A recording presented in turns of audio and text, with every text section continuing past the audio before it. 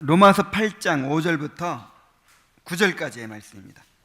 로마서 8장 5절부터 9절까지의 말씀입니다.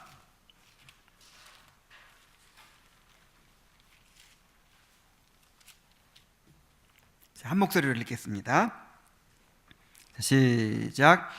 육신을 따르는 자는 육신의 일을, 영을 따르는 자는 영의 일을 생각하나니 육신의 생각은 사망이요 영의 생각은 생명과 평안이니라. 육신의 생각은 하나님과 원수가 되나니 이는 하나님의 법에 굴복하지 아니할 뿐 아니라 할 수도 없습니다. 육신에 있는 자들은 하나님을 기쁘시게 할 수 없느니라. 만일 너희 속에 하나님의 영이 거하시면 너희가 육신에 있지 아니하고 영에 있나니 누구든지 그리스도의 영이 없으면 그리스도의 사람이 아니라. 자, 오늘부터 이제 존 오웬이 쓴 영의 생각, 육신의 생각이라는 책을 이제 함께 공부해 가도록 하겠습니다. 이 존 오웬이라고 하는 사람은 1616년에 태어나서 1683년에 죽었어요. 이 사람은 영국의 청교도인데 이 청교도의 황태자라 이렇게 불리우는 사람이에요. 청교도를 대표하는 위대한 목사이자 신학자이죠. 이 영국에서만이 아니라 이 17세기 유럽의 개혁 신학을 대표하는 그런 신학자라고 할 수 있어요. 우리가 이제 이 개혁 신학이라고 할 때는 항상 17세기 하거든요. 그 이유가 뭐냐면 16세기에 어떤 일이 일어났죠? 종교개혁이 일어났죠. 16세기 종교개혁이 일어나서 그때는 이제 막 생사를 걸고 막 싸우는 그런 상황이죠. 루터, 칼빈, 쯔빙글리를 비롯해서 그 이후에 이제 그 루터, 칼빈, 쯔빙글리 같은 사람들을 통해서 시작된 그 이 개혁주의 신앙이 이제 그 후세들에 의해서 잘 정립되고 또 그런 교회들이 세워지고 그래서 이제 활짝 그 신학이 발전하고 실제적으로 그런 이제 삶이 이루어지고 하는 그런 이 개혁 신앙이 개혁 신학과 개혁 신앙이 활짝 꽃피워졌던 때가 언제냐면 이제 종교개혁 이후 한 100년 정도 흐른 다음에 17세기에 17세기 웨스트민스터 신앙 고백서가 17세기에 완성됐잖아요. 그러니까 종교개혁의 이 정점이 뭐냐면 웨스트민스터 신앙 고백서예요. 종교개혁의 완성이에요, 완성. 그런데 이제 그 17세기에 활짝 꽃피웠던 개혁 신앙이 이제 그 이후에 인본주의가 이렇게 막 득세하게 되면서 막 자유주의 신앙이 나타나기 시작하면서 맨 처음에는 이제 독일의 경건주의라든지 또 화란에서 알미니안주의라든지 그다음에 그 밖에 이제 그런 자유주의 막 그런 인본주의 같은 일본주의 사상들이 계속 이렇게 교회에 침투하면서 그 17세기에 활짝 꽃피웠던 그 개혁 신앙을 잃어버린 거예요. 그래서 오늘날에 와서 지금 다시 이제 그것을 발견해가고 회복해가는 그런 상황이 있는 거예요. 그러니까 옛날이니까 우리보다 못했을 것이다 이런 생각 절대 하면 안 됩니다. 우리나라에 들어온 선교사님들도 그런 철저한 개혁 신앙의 기초에서 교회를 세운 것이 아니고 그냥 미국의 그 부흥운동의 이제 열매들이었어요, 그분들이. 그래서 처음부터 이 장로교 신앙을 제대로 딱 이렇게 세우지 못했단 말이에요. 그래서 이제 우리가 지금에야 많은 선구자들의 이 노력에 의해서 그 이제 17세기 개혁 그 신학을 다시 이렇게 발굴해내고 그것들을 다시 오늘에 어떻게 적용할 것인지를 또 연구하고 그렇게 교회를 세워가고 그렇게 하고 있는 거예요. 그래서 이 17세기 그 개혁 신학이 가장 아름답게 꽃피웠던 그 시대를 대표하는 인물이 누구예요? 존 오웬이에요. 그래서 이 존 오웬을 우리가 배워야 돼요. 어떤 분들은 이렇게도 생각하는 사람들이 있어요. 왜 성경을 배우면 되지, 자꾸 무슨 조나단 에드워즈를 배우고 무슨 칼빈을 배우고 무슨 존 오웬을 배우냐, 막 이런 생각을 하는 사람들이 있는데 교만한 생각이에요. 그런 생각은 하나님께서, 그러니까 한 교회거든요. 하나님 앞에서 한 교회, 수평적으로도 한 교회지만 수직적으로도 한 교회예요. 그러니까 하나님께서 한 사람이 모든 걸 다 깨닫도록 하지 않으셨어요. 이렇게 서로 배우고 온전해지게 하셨단 말이에요. 나는 성경만 본다, 그런 사람은요 성경을 모르는 사람이에요. 여러분, 성경만 보고 성경을 알 수 있어요? 그동안의 사도신경을 비롯해서 그 성경을 올바로 보는 어떤 그 관점이 있는 거잖아요. 이 관점이라는 게 없는 사람이 없는 거예요. 다 나는 성경을 본다 하는 사람도 그 사람만이 가진 그런 관점이 있는 거예요. 그게 신학이에요. 신학이 없는 사람은 없어요. 그래서 성경만 아는 사람은 성경도 모르는 사람이다, 그런 말이 있어요. 그래서 이 아우구스티누스를 통해서, 또 칼빈을 통해서, 존 오웬을 통해서, 또 조나단 에드워즈를 통해서 이렇게 이 성경을 어떻게 이해해야 될지 이만큼 이렇게 쌓아놓은 것이 있잖아요. 하나님께 허락하신 그 풍부한 은사들이 있잖아요. 그걸 우리가 배워가지고 더 이제 뛰어넘어가는 것이지, 다시 처음부터 다시 난 성경을 보겠다, 이거는 교만이에요, 교만. 그래서 우리 성경을 더 잘 이해하기 위해서, 성경을 더 잘 깨닫기 위해서 하나님께서 이 교회사에 주셨던 위대한 교사들로부터 배워야 되는 거예요. 아시겠습니까? 그래서 우리가 이제 이 존 오웬을 우리가 우리의 교사로 삼아서 이 성경을 배워가는 것입니다. 존 오웬은 13세에 옥스퍼드 대학에 들어갔어요. 천재죠, 천재. 근데 이제 가서 신학을 배우고 공부를 하는데 아직 회심하지를 못했어요. 그런데 어느 날 그 에드워드 킬럼이라고 여러분 기억나십니까? 묵상에 대해서 이것이 기독교인의 묵상이다, 이 책 쓴 분, 이제 그분이 유명하거든요. 그래서 그분 교회를 방문해서 이제 설교를 들으러 갔어요. 근데 그분이 그날 없었어. 그래, 어느 무명의 설교자가 설교를 하는 거예요. 근데 그 무명의 설교자의 설교를 듣고 회심하게 됐어요.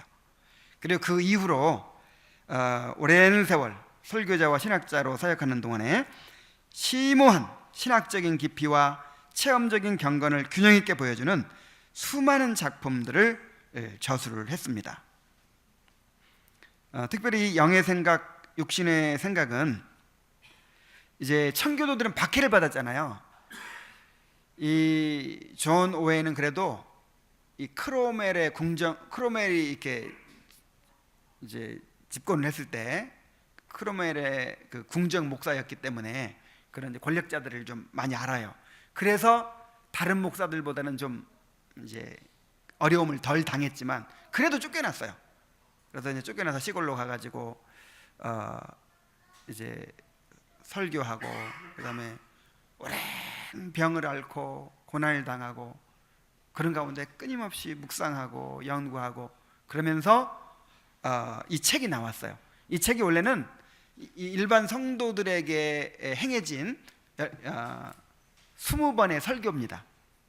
그러니까 딱 한 구절 가지고, 로마서 8장 6절, 육신의 생각은 사망이요 영의 생각은 생명이요 평안이니라, 요 딱 한 구절 가지고 20번의 설교를 한 거예요. 그러니까 평신도들이 그 설교를 알아들었으니까 존 오웬도 훌륭하지만 그 당시 평신도들도 굉장한 수준이죠. 여러분들 읽어도 이해가 안 가는 책들이 있어요. 예를 들어서 뭐 죄 죽이기 뭐 이런 거. 그거 누구한테 한 설교인 줄 아세요? 이 청소년들 10대 청소년들한테 한 설교예요. 이제 이 옥스퍼드 대학에서 가르칠 때 당시 대학에서 이제 10대들이 들어오니까 그 10대 청소년들에게 이제 그 경건한 삶을 가르치기 위해서 그들에게 설교했던 내용이 바로 죄 죽이기, 뭐 죄의 집, 은혜의 집 이런 책들이에요. 그래서 이제 이 책을 혼자 읽어도 되지만 잘 이해가 안 되는 부분들이 많죠. 왜냐하면 이 개념들이 참 중요하거든요. 그래서 혼자 읽으면 그냥 알아서 이해하게 되고 막 그래요. 그래서 이것을 이제 스스로도 읽고 또 강의를 들으면서 잘 소화해 가고 적용해 가고 그렇게 유익을 얻게 되기를 바랍니다. 영의 생각을 하며 살아갑시다. 자, 오늘은 1장, 2장을 공부합니다.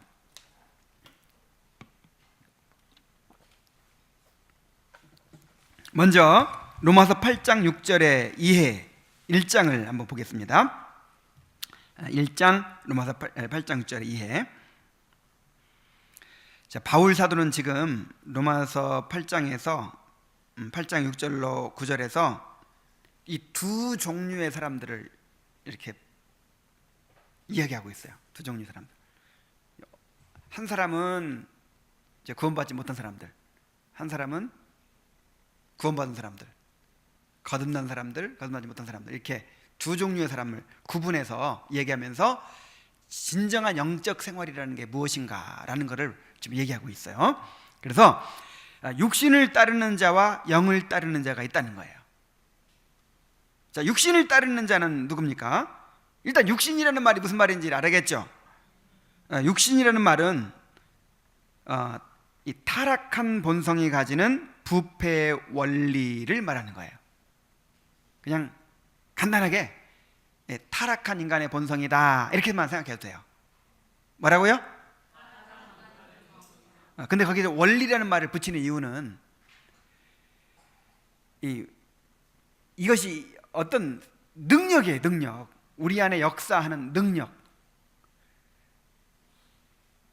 이 원리라는 말, 이 프린시플이라는 말을 이 법칙 이렇게 바꿀 수도 있고 파워, 능력이라는 말로 바꿀 수도 있어요. 예를 들어서 만유인력의 법칙이라 그러면 이 만유인력의 법칙이라는 게 일종의 어떤 힘이죠. 힘. 예를 들어서 물건 떨어뜨리면 끌어당겨서 이 밑으로 떨어지게 돼 있잖아요. 어떤 힘이 작용하고 있단 말이에요. 그래서 이 우주, 이 모든 만물이 지금 어떤 이 만유인력의 법칙에 이렇게 지배를 받고 있잖아요. 그런 것처럼 이 육신이라고 하는 게 그냥 가만히 있는 게 아니라 하나의 세력이에요. 세력. 그래서 저는 이제 그거를 우리 안에 있는 바이러스 같은 그런 걸로 비유를 해서 설명하기도 하는데, 바이러스가 우리 안에 있으면 가만히 있질 않죠. 막 세력을 키우죠. 그래서 우리를 막 지배해버리죠. 그런 것처럼 이 육신, 이 타락한 인간의 본성이 우리를 사로잡고 지배를 해요. 그래서 이것을 로마서 6장 같은 데 보면은 죄라고도 표현해요. 죄가 너희를 지배한다 뭐 이런 말을 하죠. 죄가 지배하지 못하게 하라. 그러니까 죄를 인격화하는 거예요. 왜냐하면 하나의 세력이니까. 그래서 죄라는 말도 그러니까 이 육신을 의미할 때가 있는 거예요. 실제로 이렇게 범하는 죄를 의미할 때도 있고 어떤 죄의 세력을 가리킬 때도 있고, 이 죄의 세력을 가리킬 때는 육신이라는 말과 동의어예요.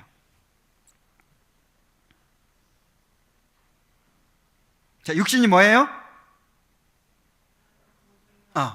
인간의 타락한 본성이다 이렇게만 생각해도 돼요. 그래서 육신을 따르는 자라는 말은 인간의 타락한 본성의 지배를 받는 사람이라는 뜻이에요. 즉 거듭나지 못한 자연인을 가리킵니다. 그러니까 육신을 따르는 자는 어떤 사람이에요? 거듭나지 못한 자연인. 그 다음에 영을 따르는 자는 그럼 누굴까요? 영은, 이 푸니마는 이제 영어로는 스피릿인데 똑같아요. 성령을 가리킬 때도 푸니마, 스피릿이라고 하고, 또 그냥 우리 인간의 영을 가리킬 때도 푸니마, 스피릿이라고 해요. 그래서 이제 문맥에 따라서 구분을 해야 돼요.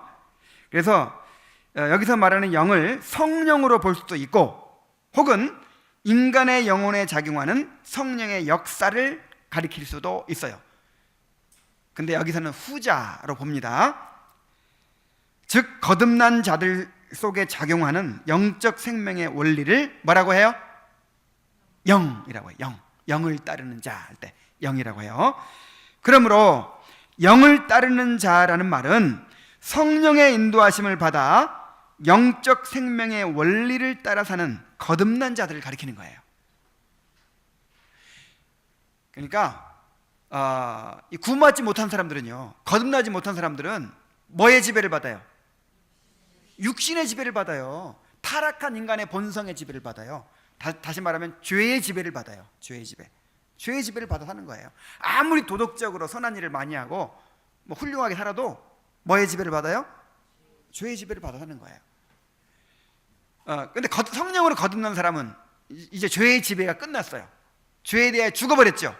그래서 죄의 지배가 끝났어요. 이제 누구의 지배를 받아요? 성령의 지배를 받죠. 특히 성령으로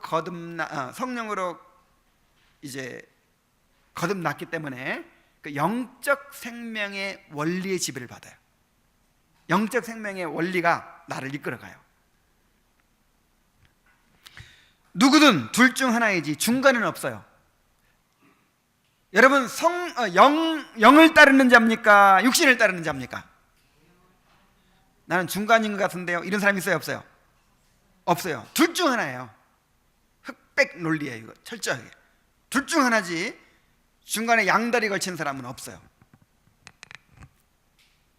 자, 그런데 육신을 따르는 자는 육신의 일을, 영을 따르는 자는 영의 일을 생각한다. 그 생각이 다르다는 거예요. 생각이.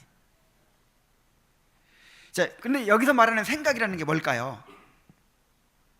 자, 모든 지성과 정서의 작용이라 그랬어요. 여기서 존 오웬이 설명하기를, 자, 영의 생각으로 살아가야 한다 할 때, 육신의 생각은 사망이라 그럴 때 그 생각이라는 말이 뭐라고요? 모든 지성과 정서의 작용이라. 이 개념들을 잘 이렇게 이제 한 번만 알아두면 이제 다 이해가 되겠죠. 지성은 알겠죠. 지성이 뭐예요? 이렇게 생각하고 뭐 알고 뭐 하는 거, 지성의 작용. 그 다음에 그럼 정서는 뭘까요? 정서는 어떤 것에 애착을 가지고 이끌리는 것을 말해요. 그래서 쉽게 설명하자면, 이거 막 복잡하게 뭐 설명할 수 있는데, 아니 그런 능력도 없어요 사실. 그냥 이해하기 쉽도록 그렇게 단순화시켜서 말씀드리자면, 보통 이제 지정의 인격을 말하잖아요. 오늘날에 인격의 3요소 지정의를 말하잖아요. 근데 옛날 사람들은 그렇게 얘기하지 않고 지성과 감정 이렇게만 얘기했어요. 그러니까 감정 속에 뭐까지 포함되어 있어요? 의지까지. 그러니까 뭐가 너무 좋아, 어떤 것이 너무 좋고, 그래서 거기에 막 끌려. 그래서 그걸 행하게 돼, 그걸 추구하게 돼. 너무 감정적으로 끌리고, 그래서 그걸 막 행하게 되는 거, 이걸 뭐라고 그래요? 감정. 그냥 어떤 책은 감정이라고 번역하고 어떤 책은 이걸 정서라고 번역하고 그래요. 영어로는 어펙션이라고 그래요. 어펙션인데 그 신앙감정론에서는 감정이라고 번역했죠. 여기서는 똑같은 어펙션을 뭐라고 번역했어요? 정서. 그러니까 정서 그러면 일단 막 그게 너무 좋아, 좋고 끌리고 그걸 막 하게 되는 거. 뭔지 알겠죠? 요걸 정서라고 그래요. 그래서 육신의 생각이라는 게 뭐냐? 타락한 본성의 원리에 지배를 받는 모든 지성과 정서의 작용을 말하는 거예요.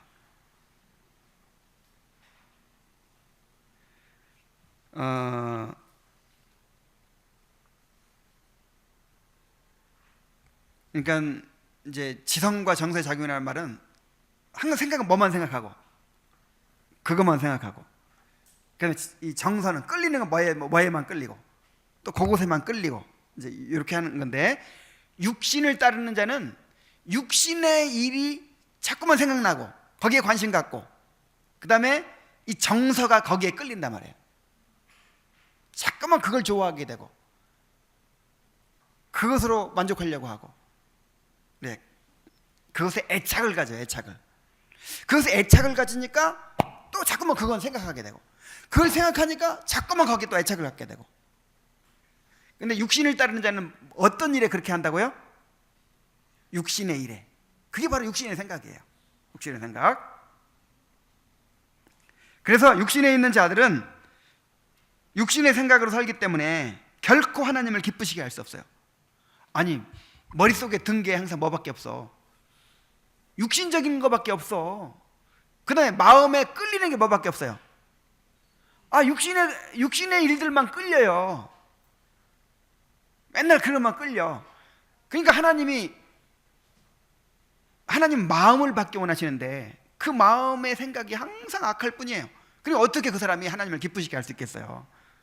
그래서 그 사람이 예배는 드릴 수 있겠죠. 종교적인 의식은 잘 갖출 수 있겠죠. 그러나 그 마음 상태는 이미 육신의 생각으로 늘 가득 차 있기 때문에 하나님을 기쁘시게 할 수 있어요, 없어요? 없어요. 그래서 로마서 8장 7절 8절에 육신의 생각은 하나님과 원수가 되나니, 원수라 그랬어요. 원수. 이는 하나님의 법에 굴복하지 아니할 뿐 아니라 할 수도 없습니다. 의지적으로도 할 생각이 없고 할 의지가 없고 능력도 없다 이거예요. 그렇게 하고 싶어도 안 돼. 왜냐하면 거듭나지 못했기 때문에. 육신에 있는 자들은 하나님을 기쁘시게 할 수 없느니라. 아예 단언하죠. 그럼 영의 생각은 무엇입니까? 영적 생명의 원리의 지배를 받는 모든 지성과 정서의 작용을 말하겠죠. 영적인 일들을 생각하고, 그 지성이 항상 뭘 생각해요? 영적인 일을 생각해요. 그 다음에 그 정서는 어디에 애착을 가져요? 영적인 일들에 애착을 가지고 그 영적인 일들에서 맛과 풍미를 느끼며 거기서 즐거움과 만족을 찾기까지 나아가려는 작용이라.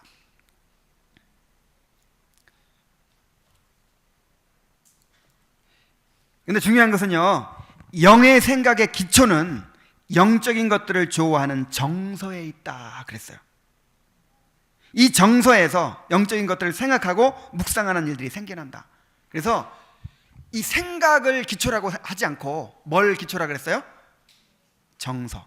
이 굉장히 중요합니다. 그래서 하나님이 진짜 원하시는 게 정서라는 거예요. 정서. 이걸 어떻게 이해할 수 있냐면, 남녀간에 사귀고 있어요 지금. 근데 상대방에게 원하는 게 뭐예요? 나를 좋아해 주는 거죠. 나를 좋아하는 감정이 있기를 바라죠. 근데 그게 없으면 어떻게 되겠어요? 데이트하러 왔는데 의무감으로 왔어. 의무감으로 나를 만나. 경험이 없어서 잘 이해가 안 됩니다. 정말 원하는 게 뭐예요? 나를 좋아해 주는 거잖아요. 나를 기뻐해 주고. 나를 너무 좋아하니까 당연히 어떻게 하겠어요? 내 생각만 하겠죠. 지성. 그래서 진짜 하나님께서 우리에게 원하시는 건 뭐예요? 정서. 그러니까 자꾸만 하나님께 끌려. 자꾸만 하나님이 좋아. 자꾸만 영적인 일들이 자꾸만 이렇게 애착이 가. 이걸 원하시는 거예요, 하나님이. 이거를. 그러다 보니까 뭐만 생각해요? 자꾸만 하나님에 대해 생각하고 또 영적인 일을 생각하고. 이걸 받으시기 원하시는 것입니다, 하나님이. 이것을.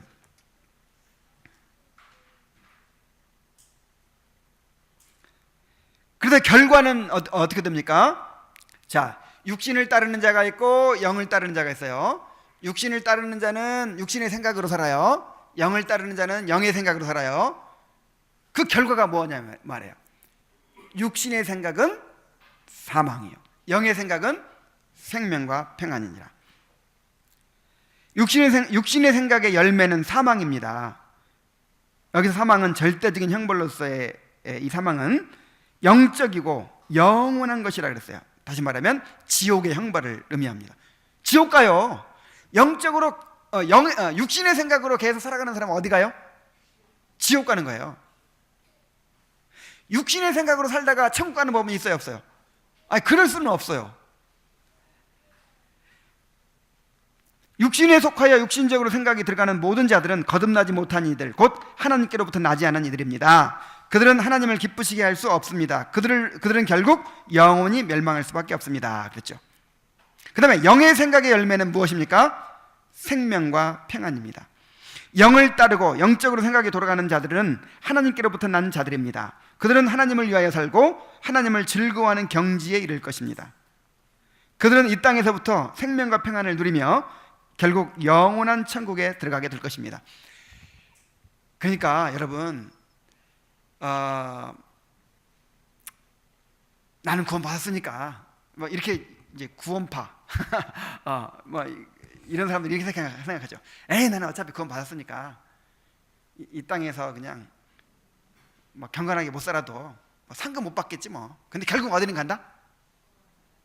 이것처럼 큰 오해가 없어요. 이 땅에서부터 영적인 것들을 좋아하고 하나님을 사랑하고 점점 더 그거에 끌리고 그렇게 하다가 어디 가요? 천국 가는 거예요. 그런 사람이 천국 가는 거예요. 이 거듭난 자의 삶이거든요. 그래서 그 사람이 살아온 대로 가는 것이지, 살기는 그렇게 안 살았는데 엉뚱한 데로 가는 수는 있어요, 없어요? 그 사람이 점점 좋아지고 함께 있고 싶어지고 헤어지기 싫고 이 사람한테 인생 맡기면 좋겠다, 점점 그런 생각 확신이 점점 들어가지고 결혼은 딱 하는 것이지. 그렇죠?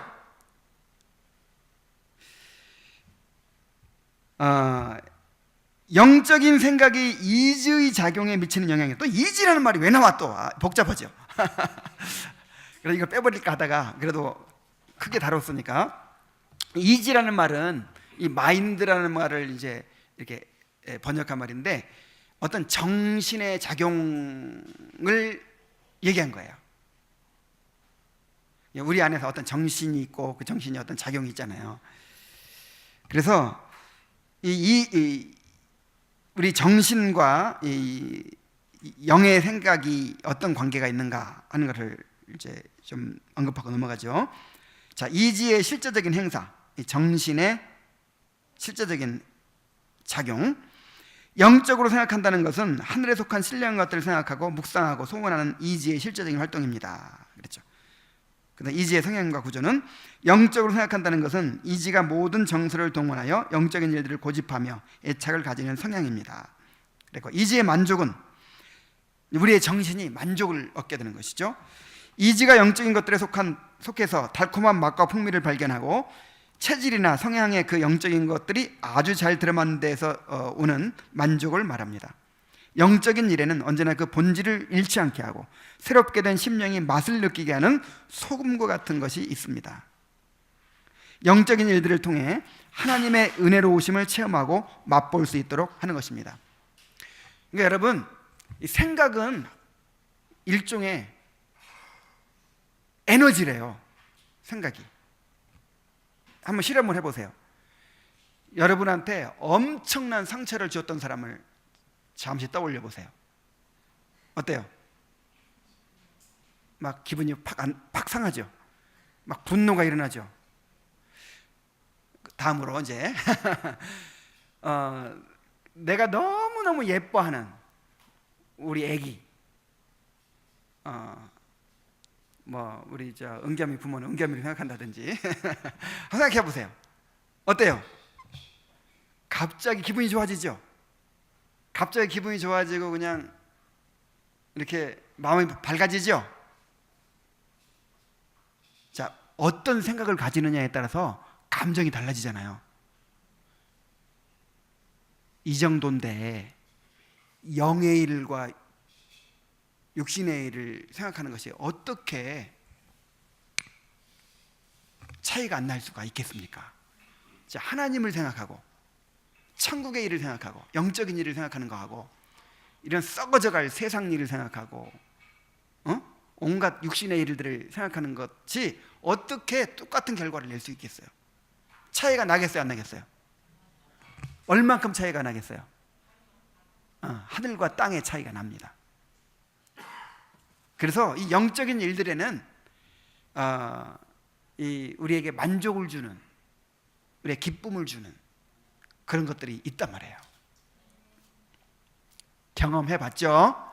이게 다 우리가 알고 경험하고 있는 거예요. 그거를 이제 우리가 이제 그런 삶을 추구해 나갈 수 있도록 지금 이렇게 체계적으로 뭔가 그 길을 배우는 것이지, 우리가 지금 다 경험하고 느끼고 있는 거예요. 맞아 막 이런 생각이 들어요, 안 들어요?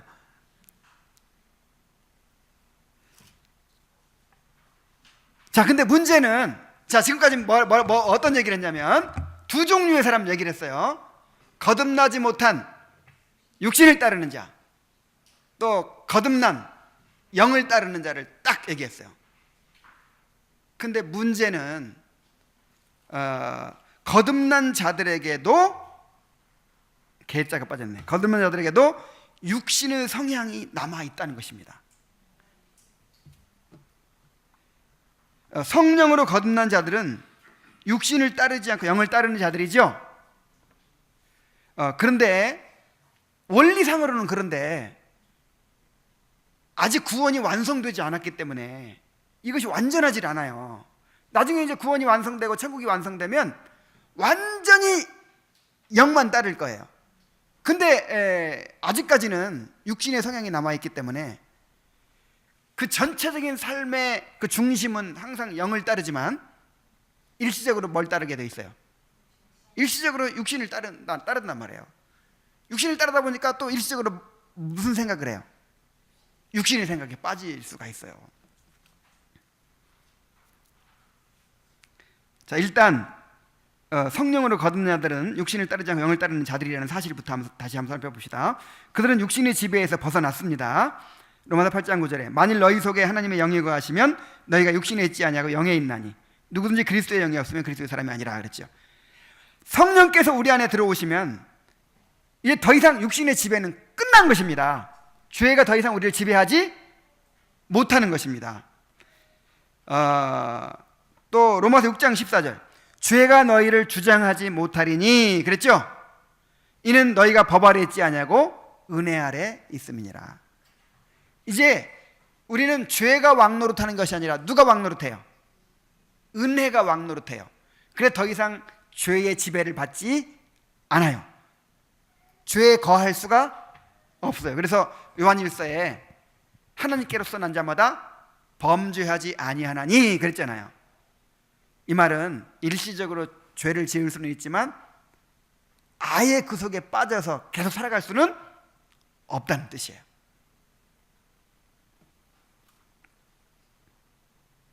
그러나 여전히 육신이 남아있기 때문에 갈등을 경험합니다. 갈라디아서 5장 17절에 보면은 육체의 소욕은, 여기서 말하는 육체는 육신을 말하는 거예요. 그 타락한 인간의 본성, sinful nature, 타락한 인간의 본성. 그러니까 어디서는 육신이라는 말을 사용하고 어디서는 육체라는 말로 번역되어 있고 어디서는 죄라는 말로 번역되어 있고, 그래서 이 문맥에 따라서 이것이 어떤 것을 말하는 것인지를 우리가 분간해야 돼요. 예를 들어서 이런 말, 마음에는 원이로되 육신이 약하도다. 자, 이럴 때는 육신이 뭐예요? 뭐죠? 그렇지, 바디지, 바디. 마음에는 원하지만 이 육체가 약해가지고 기도를 못해. 교회를 못 가. 뭐 이런 수가 있죠. 그래서 그 육신이라고 할 때, 육체라고 할 때 이 몸을 가리키는 것인지 아니면 그 이제 타락한 인간의 본성을 가리키는 것인지 이렇게 분간을 해야 된다 이 말이에요. 자, 여기서 육체는 바로 육신을 가리킨 것입니다. 육체의 소욕은 성령을 거스르고 성령은 육체를 거스르나니 이 둘이 서로 대적하므로 너희가 원하는 것을 하지 못하게 함이니라. 그래서 바울조차도 이런 갈등을 겪죠. 로마서 7장 21절 24절 보면은 그러므로 내가 한 법을 깨달았노니 곧 선을 행하기 원하는 나에게 악이 함께 있는 것이로다. 내 속사람으로는 하나님의 법을 즐거워하되 내 지체 속에서 한 다른 법이 내 마음의 법과 싸워 내 지체 속에 있는 죄의 법으로 나를 사로잡는 것을 보는도다. 오호라 나는 곤고한 사람이로다. 이 사망의 몸에서 누가 나를 건져내랴. 아멘이 나오네 막. 자, 그렇다고 해서 이 두 가지 성향이 동시에 지배한다는 것은 아니에요. 아까 그랬죠? 육신을 따르는 자와 영을 따르는 자가 분명히 구분이 된다고요. 이게 양다리 걸칠 수는 없고 육신을 따르는 자든지 영을 따르는 자든지 둘 중 하나라 그랬죠. 그런 것처럼 거듭난 자들 중에서도 나는 지금 동시에 육신도 따르고 영도 따르고 있어. 이게 있어요, 없어요? 이런 건 없어요. 내가 육신을 따르는 그 순간만큼은 완전히 육신을 따르고 있는 거예요. 내가 영을 따르고 있는 그 순간만큼은 영만 따르고 있는 거예요. 그러니까 동시에 두 세력이 동시에 같이 지배할 수는 없다는 거죠.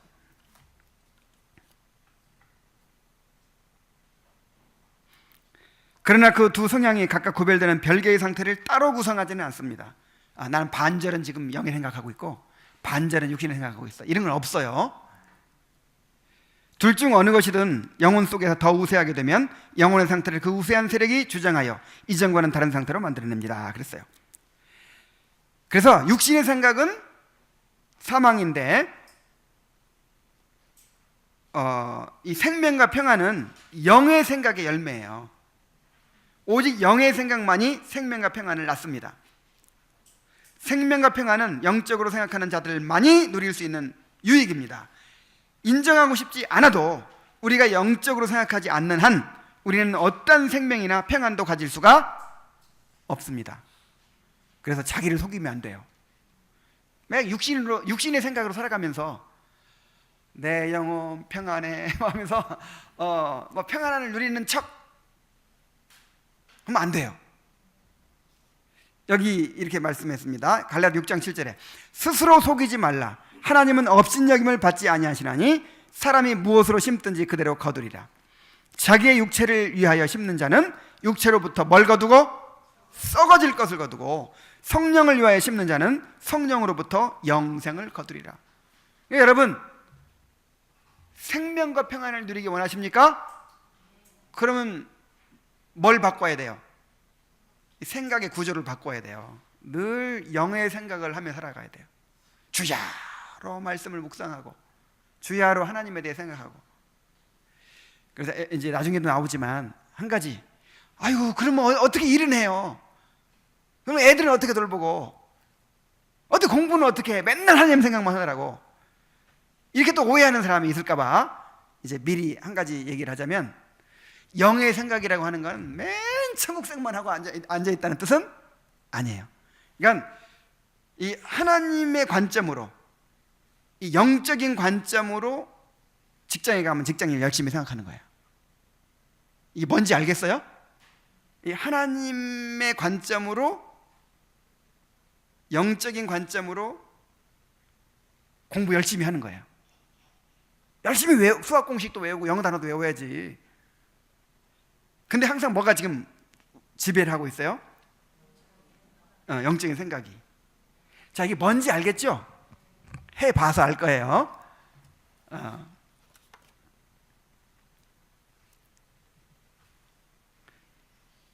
자, 오늘날 정말로 많은 이들이 자신을 속이고 있습니다.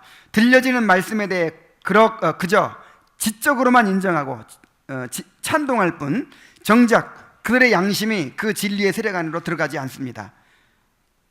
진리들을 통하여 자신들의 영적인 실상과 조건을 돌아보려고 하지 않습니다. 그러면서도 자기들이 생명과 평안을 누리고 있는 것처럼 착각하고 있습니다. 자기들이 지금 생명과 평안을 누리고 있다고 착각하는 사람들이 얼마나 많은지 몰라요. 육신의 생각 속에서 사망을 누리고 있으면서도. 왜 착각할까요? 큰 문제가 없으니까.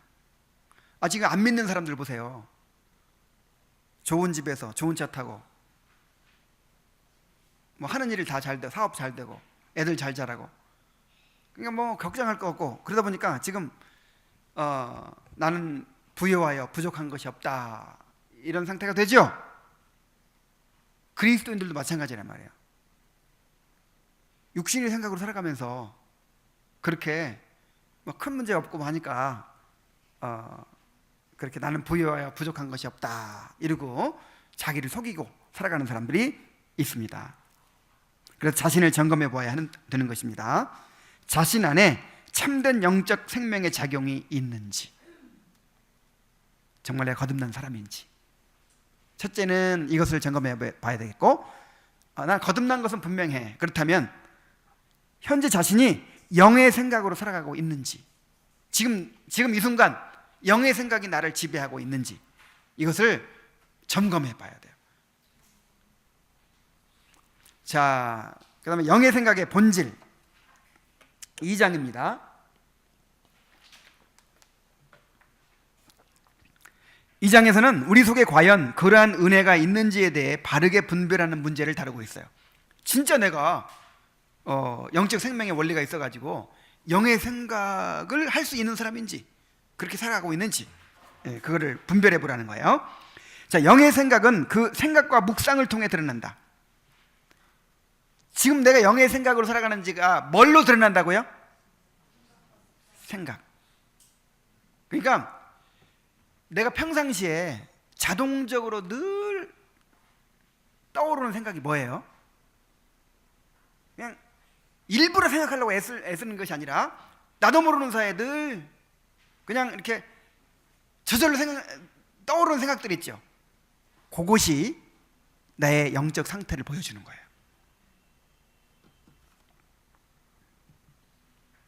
마음에 떠오르는 생각들은 사람의 마음의 상태가 어떠한지를 보여주는 가장 확실한 척도라고 했어요.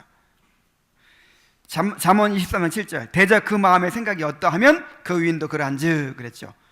꽃을 통해 그 나무의 본질을 알 수 있는 것처럼, 자라나는 식물을 보고 토양의 성질을 판단할 수 있는 것처럼, 일반적인 상황에서 자연스럽게 떠오르는 생각들은 우리 마음의 구조가 어떠한지 단정 지을 수 있는 분명한 척도가 됩니다. 마음의 생각을 통해 자기 속에 감추어진 것이 드러납니다. 어리석고 교만하고 야심적이고 육감적이고 더러운 생각에 사로잡혀 사는 사람은, 그러니까 그냥 늘 자연스럽게 나를 지배하는 생각이, 어리석은 생각, 교만한 생각, 야심적인 생각, 육감적이고 더러운 생각이 늘 내 안에 솟아올라요. 그러면 그 사람의 마음이 어떻다는 거예요? 그 사람이 그 육신의 생각으로 살아간다는 뜻이에요.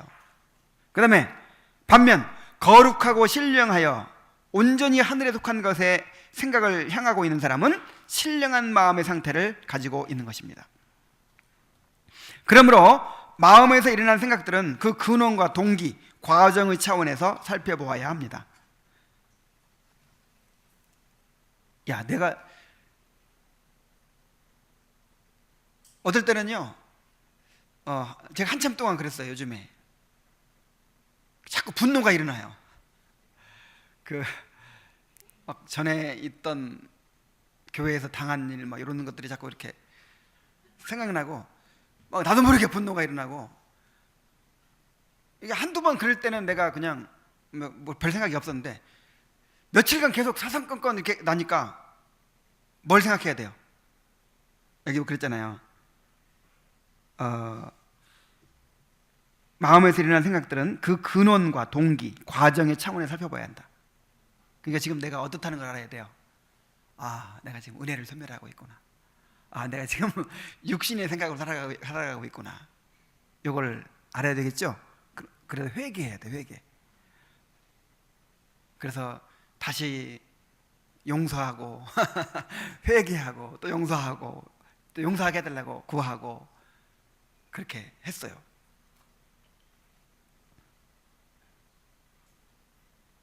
그런 계기가 있어. 그런 계기가 어떤 일을 경험하면서, 그 다음에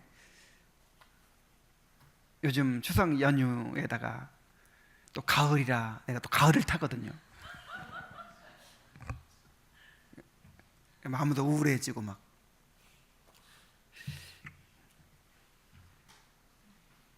자, 악인의 마음의 가장 깊은 곳에 탐욕의 속생각을 가지고 있다 그랬어요. 이 속생각이라 그래.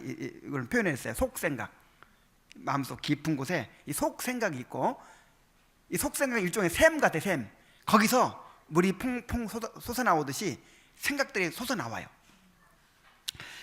속생각에는 어떤 외부의 자극이나 암시를 통해 갑자기 일어나지 않기 때문이다. 예를 들어 특정한 욕심을 가진 사람은 어떤 외부의 강압적인 자극이나 특별한 계기가 없어도 자신들이 본래 가지고 있던 성향으로 인해 아주 자연스럽게 탐심이 일어나오게 된다. 어리석은 사람들은 자기들이 탐하는 것을 끊임없이 찾아 나선다. 그러므로 세상의 모든 쾌락의 도구가 그들의 악한 생각들을 부추기는 외적 대상이 될 수 있다. 자, 이 밑에 읽으면 더 이해가 될 거예요. 영적인 사람들도 내면의 속생각을 가지고 있다. 악인이 가진 속생각이 쉬지 않고 악한 생각을 뿜어내는 것처럼 영적인 사람들도 영적인 생각을 힘차게 솟구쳐내는 마음의 샘을 가지고 있는 것입니다. 그들 마음속에 살아있는 영적인 샘이 영적인 것들에 대한 거룩한 생각을 솟아내는 것입니다. 그 생명수의 샘은 바로 신자의 마음속에 거하시는 성령입니다. 그것은 밖으로부터 오는 어떤 외적인 영향력에 의해서 나오는 것이 아니라 샘 솟듯 저절로 솟아나는 것이며 영혼 전체를 영적인 방향으로 이끌어 영원한 생명에 합당한 행동을 하게 합니다. 그래서 거듭난 사람들은 그 안에 영적인 샘을 하나씩 갖고 있어요. 이 속생각. 그래서 거기서 자꾸 퐁퐁 솟아나. 영적인 생각들이 솟아나요. 당신의 마음에는 어떤 생각들이 일어나고 있습니까? 누가복음 6장 45절에 보면은 선한 사람은 마음에 쌓은 선에서 선을 내고 악한 자는 그 쌓은 악에서 악을 내나니 이는 마음에 가득한 것을 입으로 말함이니라 그랬어요. 마음에서 일어나는 생각과 그 속에 쌓여있는 것의 본질은 같은 것입니다. 마음에서 일어나는 자연스러운 생각들 대부분이 헛되고 어리석고 강박적이고 세상적이고 이기적이라면 마음에 쌓은 것, 곧 그 마음의 원리가 그렇다는 것입니다. 만약 여러분이 마음에 쌓아놓아 자연스럽게 흘러나오는 생각들이 영적이고 거룩한 것이라면 여러분은 분명 영적으로 생각하는 사람일 것입니다. 이렇게 되면 좋겠죠. 자, 마지막으로 한 가지.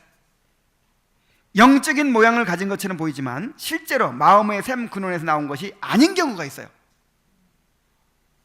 외부로부터 가해지는 일시적인 자극으로 인해 마치 마음의 근원적인 본질이 변화된 것처럼 보이는 경우가 있는 것입니다. 예를 들어서 양심의 가책을 느끼거나 육신의 질병으로 인한 고통과 죽음의 위협에서 오는 두려움 등으로 인해 자신의 죄를 크게 깨닫고 영적인 것들에 대하여 묵상하는 데 열심을 내고 영적인 일들에 대한 묵상을 더 열심히 하지 못하는 자신을 질책하며 크게 상심하기까지 할 수 있습니다.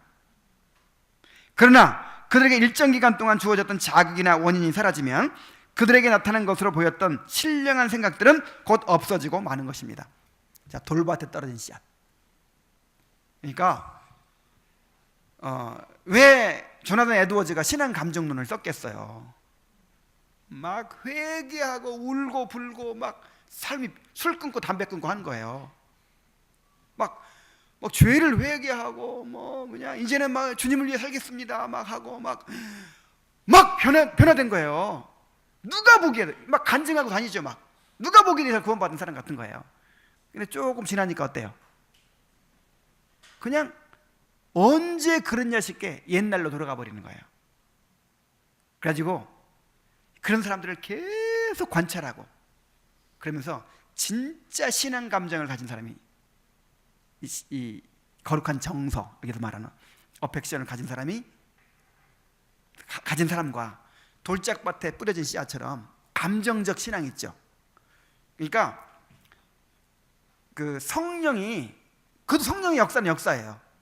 성령이 우리 안에 들어오셔서 내부에서 일으키시는 역사가 있고 바깥에서 외부에서 역사하시는 역사가 있어요. 어떻게 다르지요? 막 이렇게 그 히브리서 6장 4절 이하에 나오잖아요. 하늘의 은사를 맛보고 막 신령한 일에 참여한 바 되고 막 가룟 유다 같은 사람 병도 고치고 막 주님이 주신 능력으로 엄청난 일을 행했잖아요. 그 사람에게는 뭐가 없었어요? 이 마음의 샘이 없었어요. 그래서 길게 봐야 돼. 신앙은 좀 길게 봐야 돼. 지금 당장 막 울고불고 회개하고 했다고 당장 구원받았다고 하고 회심했다고 이럴 수가 없어요. 좀 길게 보면 시험이 있거든. 시험, 여러 가지 시험을 거치는 동안에 또 시간이라는 것 자체도 시험이 되죠. 오랜 시간을 거치는 동안에 변하지 않나요? 점점 더 그게 깊어져요. 그러면 이 사람 회심했다 이렇게 할 수 있고, 돌짝밭에 떨어진 씨앗처럼 한때만 그러고 말아버리는 거예요. 변화가 없어요. 옛날로 돌아가 버렸어요. 그러면 이거는 이제 아니죠. 이렇게 외부의 자극에 의해 갑자기 떠올랐다가 사라지는 경우를 영적인 사고방식을 가진 마음의 상태라고 할 수가 없습니다. 물론 일시적으로 일어나는 영적인 생각 자체를 전혀 유익하지 않다고 말할 수는 없지요. 그러나 온전히 영적인 것에 사로잡혀 하늘의 것을 향해 끊임없이 나아가려는 심령의 상태에 비할 수는 없는 것입니다. 오늘 우리 해림자매나 세림자매하고 같이 오면서 내가 주의사항을 한 가지 얘기했는데 여러분들한테 얘기할게요. 이제 신앙 감정론에서처럼 여기서도 우리 자신을 점검하게 해요. 계속. 근데 이 수준을 자꾸 나한테 비교해가 점검하다 보면 굉장히 두려워지죠. 야, 이거 정말 내가 거듭난 거야. 두려워지죠. 그래서 양극단을 피해야 돼요. 어떤 사람은 자기를 점검하려고 하질 않아요. 그냥 나는 확신이 있어 막 그러면서 그 확신을 그냥 확신을 믿는 사람이 있어요. 하나님을 믿어야 되는데 누구를 믿어요? 자기 확신을 믿어. 그래 확신이 흔들리는 걸 두려워해. 그거 잘못된 거예요. 때로는 두려워하면서 내가 믿음에 있는가 내 자신을 시험하고 확증해야 되는 거예요. 부르시는 거 택하시면 굳게 해야 되는 거예요. 또 한쪽 극단이 있어. 여기서 말하는 것에 비춰보니까 여러분 거듭난 것 같아요? 안 난 것 같아요? 이거 거듭나는 것 같질 않아요. 이건 완전히 나는 구원받지 못했어. 그래서 너무 지나치게 끊임없이 나를 파헤치면서 이렇게 뭐 하나 심어놓고 나무 하나 심어놓고 뿌리 났나? 싹 뽑아보고 안 났네. 좀 이따 났나? 이런 식으로 자꾸만 뭔가 외적인 증거를 통해서 확인하려고 하는, 그것도 잘못된 거예요. 오히려 이런 태도가 필요해요. 하나님의 은혜의 그 흔적들 있죠? 이만큼이라도 그거를 소중히 여기세요. 맞아, 그런 것이 있었지, 그런 은혜를 주셨었지. 그러면서 더 이 방향으로 나아가려고 하는 거예요. 더 사모하고. 자, 무슨 말씀인지 아시겠죠? 그래서 이 공부를 통해서 지금 우리 공부하는 목적이 뭐죠? 이 영의 생각으로 살아가는 훈련을 하는 거죠. 이것도 훈련이 필요한 거예요. 그래서 성경에 복 있는 사람 어떻게 하라? 주야로 묵상하라고 했고, 바울 사도가 끊임없이 생각에 대해서 명령하죠. 위의 것을 땅의 것을 생각하지 마, 위의 것을 생각하라 그랬고, 무슨 무엇이든지 참되며 무엇이든지 칭찬할 만해, 무엇이든지 사랑할 만해, 무슨 덕이 있든지 무슨 기림이 있든지 이것들을 어떻게 하라? 생각하라고 하잖아요. 생각을 훈련해야 돼요. 생각을, 영의 생각을 훈련해야 되는 거야, 끊임없이. 그래서 영의 생각을 훈련해 가면서 생명과 평안을 더 풍성하게 누리게 되시길 바랍니다. 혹시 질문하고 싶은 거 있어요? 질문.